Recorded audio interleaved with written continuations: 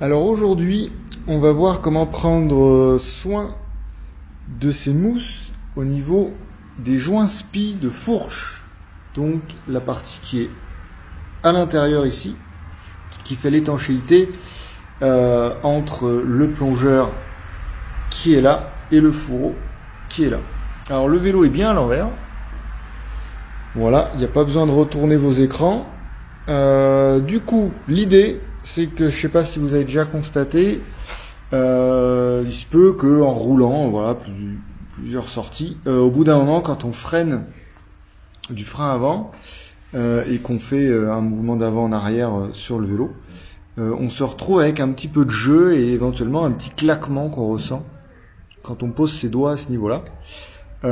Ça, tout simplement, ça vient du fait que quand on roule, l'huile de lubrification de la fourche va au fond de la fourche et du coup la mousse qui est sous le joint spi se rétracte puisqu'elle n'est pas assez imbibée d'huile. Donc le fait de retourner votre vélo, allez, pendant une journée, ça suffit, va faire retomber l'huile du fond de la fourche contre la mousse.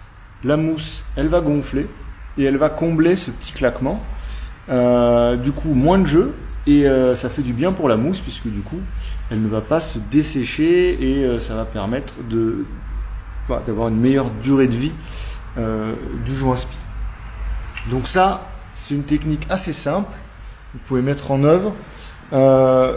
C'est possible sur ce type de fourche parce qu'on a des cartouches qui sont fermées, les cartouches d'amortissement, donc on n'a pas de risque d'huile qui va passer d'une chambre à une autre et qui va vous détériorer la fourche. Donc ça, vous pouvez y aller vraiment facilement, voilà, de façon à lubrifier la mousse. Donc l'huile, elle va tomber du fond et elle va glisser, hop, jusqu'à la mousse. Ça va la gonfler et du coup, c'est tip top pour la durée de vie de vos joints spi et de votre fourche. Voilà.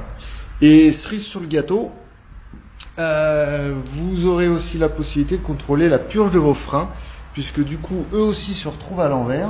Et si vous remettez votre vélo à l'endroit et que vos leviers de frein sont tout mous, eh bien vous êtes bon pour une purge et ça veut dire que de toutes les façons, vous aviez de l'air dans le système. Si vous remettez votre vélo sur les roues et que votre levier n'a pas changé ni de texture, ni de toucher, ni rien, eh bien c'est que vous n'avez rien à faire et que vous avez fait une bonne purge et que vos freins sont en excellent état. Donc, le fait de mettre le vélo à l'envers, eh bien, vous prenez soin de vos joints spi, de vos fourches et en même temps vous contrôlez le besoin ou non de purge de votre freinage.